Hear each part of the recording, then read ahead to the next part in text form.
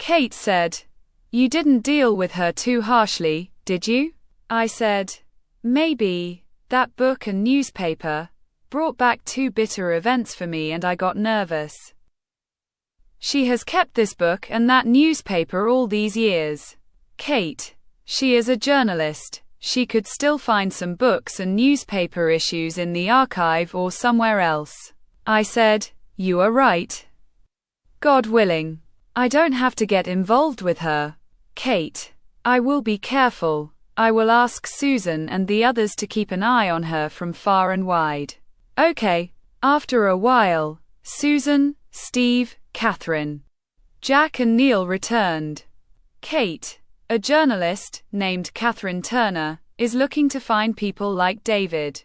I want you to keep an eye on him without him knowing, so that your lives are not disrupted. Take turns doing this. Your cooperation with us is unofficial and without any title. This is a deal and a promise between us. So whenever we need you, be at the office on time. Now you can go, so we can summon you again. Jack, Katie, you have the same name. She's a reporter and famous, and you're like this. Catherine, I'm famous, at least among the police, and now we're the ones watching her. Don't make any mistakes. I said, all of you were the #1 photos in magazines and newspapers. I still have those newspapers and magazines. I tried so hard to keep you here.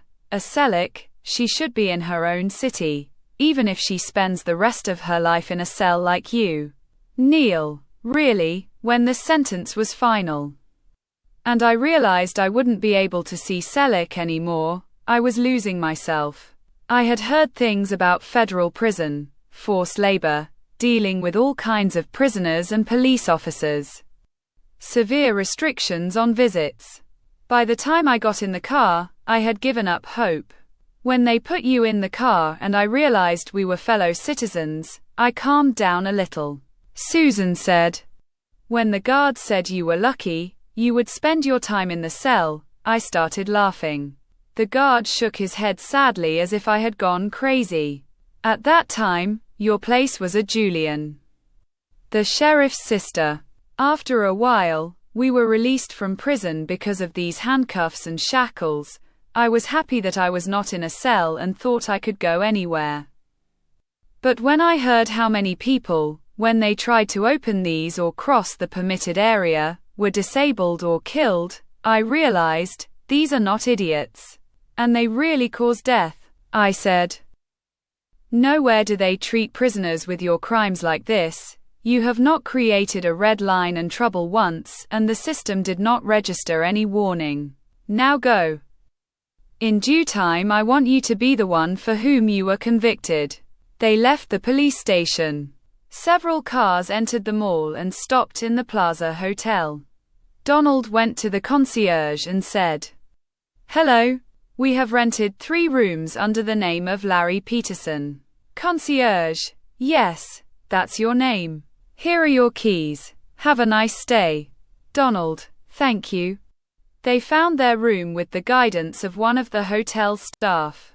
At the same time, Turner passed by them. Michael glanced at him. Catherine went to the concierge and said, "I won't be around for a while, but I don't want anyone to clean the room while I'm gone. When I'm here, you want someone to send someone." Concierge, "Yes, ma'am." Turner. She got into her car and drove to the forest and the place that was mentioned in the newspaper 20 years ago.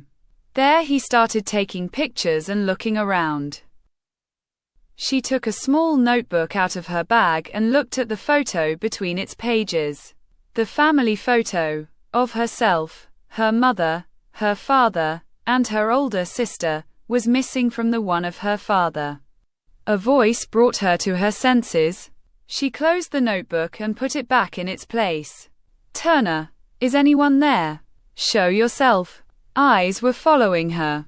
Catherine searched for a thick, long stick to defend herself. A muffled roar came from behind her. It held her in place. She slowly stepped back. The wolf was staring at her. his upper lip fully raised and his teeth could be seen all the way to the gums.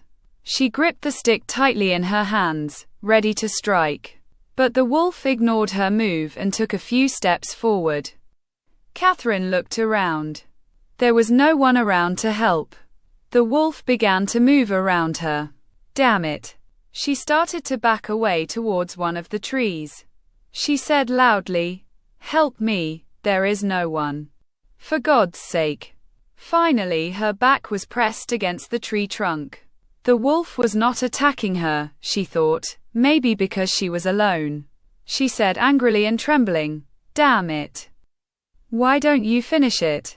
The wolf stopped and was no longer aggressive.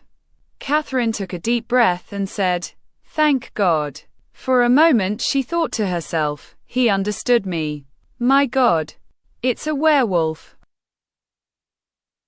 The wolf barked at her. Catherine dropped the stick and immediately took several photos of him. When she looked at the photos, she almost burst into laughter. He was smiling in all the photos. Catherine, I'm not losing my mind. Okay, are all the werewolves here like that? The wolf disappeared. Catherine, if I tell anyone, they won't believe me. They'll laugh at me. She continued her tour and after a while returned to the hotel.